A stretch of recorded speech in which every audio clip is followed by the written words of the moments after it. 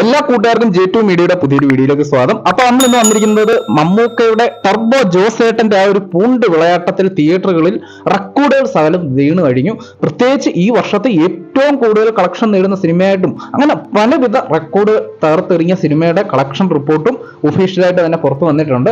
ഇപ്പൊ ലേറ്റസ്റ്റ് ആയിട്ടുള്ള ഒഫീഷ്യലായിട്ടുള്ള opening ഡേയിലെ collection റിപ്പോർട്ടും അത് കൂടാതെ ഇന്ന് രണ്ടാമത്തെ ദിവസമാണ് സിനിമ ഇറങ്ങിയിട്ട്.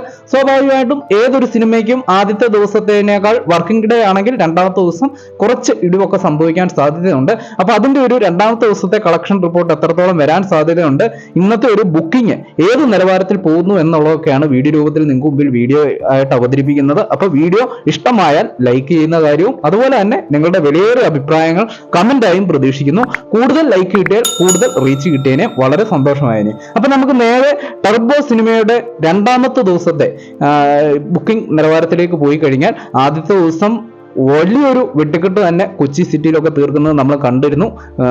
നമുക്കറിയാം ഒരുപാട് എക്സ്ട്രാ ഷോകളൊക്കെ വന്നിരുന്നു. അപ്പം ഇന്നിപ്പം രണ്ടാമത്തെ ദിവസം ആയപ്പം 90 ഷോകളാണ് ഫാസ്റ്റ് ഫീഡിങ് കാണുന്നത്. ഇന്നലെ രാത്രി നോക്കിയപ്പം 50-55 ഷോയൊക്കെ ആയിരുന്നു ഫാസ്റ്റ് ഫീഡിങ് എങ്കിൽ ഇന്ന് രാവിലെ നമുക്ക് നോക്കുമ്പോൾ കാണാൻ സാധിക്കുന്നത് നല്ല രീതിയിലുള്ള ഒരു ബുക്കിംഗ് വന്നിട്ട് ഫാസ്റ്റ് ഫീഡിങ് അങ്ങോട്ട് കൂടുന്നതായിട്ട് നമുക്ക് കാണാൻ സാധിക്കും. ഇപ്പം മണിക്കൂറിൽ 7000-ലധികം ടിക്കറ്റുകളാണ് വിറ്റുപോയിക്കൊണ്ടിരിക്കുന്നത്. ഇന്നലെ ഒരു രാത്രിയൊക്കെ കഴിഞ്ഞ് എനിക്കൊന്ന് മഴയുടെ ഒരു പ്രതിസന്ധി കാരണമായിരിക്കാം ആൾക്കാർ അധികം ബുക്കിംഗ് ഒന്നും ഇരിക്കുന്ന ഒരു കാഴ്ചയായിരുന്നു കാണാൻ സാധിച്ചത്. ഇന്നിപ്പം ചെറിയ മഴയൊക്കെ ചെറുതായിട്ടൊന്ന് മാറി നിൽക്കുന്നതിന്റെ അടിസ്ഥാനത്തിലാണോ എന്തോ എന്തായാലും തന്നെ അത്യാവശ്യം നല്ല രീതിയിലുള്ള ബുക്കിംഗ് കയറി വരുന്നതായിട്ട് നമുക്ക് കാണാൻ സാധിക്കും. ഇന്നലെ വൈകിട്ടത്തേനെ അപേക്ഷിച്ച് നോക്കുമ്പോൾ ഇന്ന് ഇപ്പൊ ഈ ഉച്ച സമയത്തൊക്കെ നോക്കുന്ന ടൈമിൽ 90 ഷോയാണ് ഫാസ്റ്റ് ഫീഡിങ് എന്ന് പറഞ്ഞാൽ നേരെ ഇരട്ടിയിലേക്കുള്ള ഒരു ജമ്പ്.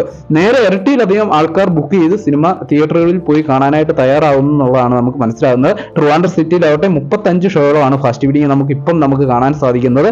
കോഴിക്കോട് 40 ഷോയാണ് ഫാസ്റ്റ് ഫീഡിങ്ങും, തൃശ്ശൂർ 20 ഷോയോളം ഫാസ്റ്റ് ഫീഡിങ്, കൊല്ലത്ത് 22 ഷോയോളം ഫാസ്റ്റ് ഫീഡിങ്ങും, ആലപ്പുഴയിൽ 12 ഷോയോളം ഫാസ്റ്റ് ഫീഡിങ്ങും, കോട്ടയത്താവട്ടെ 6 ഷോയോളം ഫാസ്റ്റ് ഫീഡിങ്, പത്തനംതിട്ട, പാലക്കാട്, ഇടുക്കി, വയനാട്, കാസർഗോഡ്, മലപ്പുറം ഇനി ഏതെങ്കിലും വിട്ടുപോയിട്ടുണ്ടെങ്കിൽ അങ്ങനെ എല്ലാ പ്രധാനപ്പെട്ട സെന്ററുകളിലും 2-3 ഷോ വീതം ഫാസ്റ്റ് ഫീഡിങ് നമുക്ക് ഇപ്പം തന്നെ നിലവിൽ കാണാൻ സാധിക്കുന്നുണ്ട്.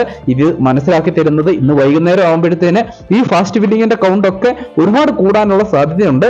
നിലവിൽ തന്നെ കേരളമൊട്ടാകെയുള്ള ഫാസ്റ്റ് ഫീഡിങ് കൗണ്ട് അല്ലെങ്കിൽ ഹൗസ്ഫുള്ളിലേക്ക് ടർബോ സിനിമ നീങ്ങുന്നത് 250 ഷോയോളം ഫാസ്റ്റ് ഫീഡിങ് ഇപ്പം നിലവിൽ തന്നെ നമുക്ക് കേരളമൊട്ടാകെ കാണാൻ സാധിക്കുന്നുണ്ട്.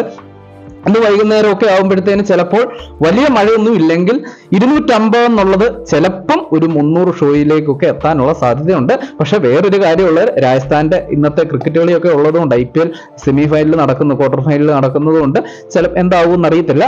എന്നാൽ തന്നെയും ഒരു 300 റേഞ്ചിലൊക്കെയുള്ള ഫാസ്റ്റ് ഫീഡിങ് വൈകുന്നേരം ആകുമ്പോഴത്തേന് വരുമെന്ന് നമ്മൾ പ്രതീക്ഷിക്കുന്നു. എങ്കിൽ മാത്രമേ ടർബോയ്ക്ക് വലിയൊരു ഇടിവ് രണ്ടാമത്തെ ദിവസം സംഭവിക്കാതിരിക്കത്തുള്ളൂ.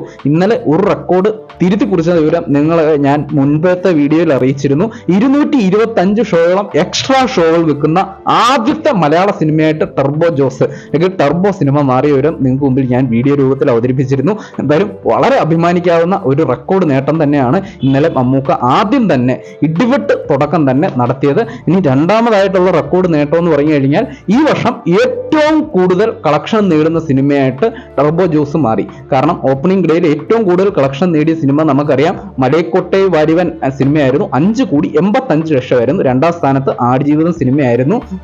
അതിന്റെ എല്ലാം റെക്കോർഡുകൾ തകർത്ത് അതിനേക്കാൾ 10-40 ലക്ഷം രൂപയിലധികം കളക്ഷൻ നേടി എന്നാണ് ഇപ്പോൾ ഒഫീഷ്യലായിട്ട് തന്നെ കളക്ഷൻ റിപ്പോർട്ട് പുറത്തു വന്നിരിക്കുന്നത്.